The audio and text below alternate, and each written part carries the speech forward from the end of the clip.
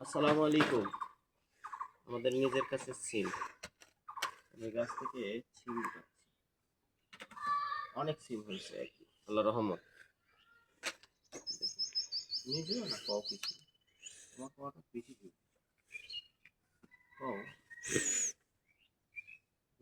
আসলে উপরের সিমগুলো তো সব শুকিয়ে গেছে, এগুলো কি হবে? এত সিম ধরছে। কয়েকদিন আগে 200 টাকা কেজি সিম কিনে খাওয়া হলো, এখন নিজের গাছেই অনেক হচ্ছে। আল্লাহ পাকের কি রহমত।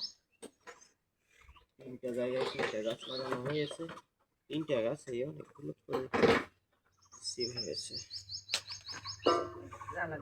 উপরের গুলা কিভাবে পারবো? অনেক হাতে পাচ্ছি না তো।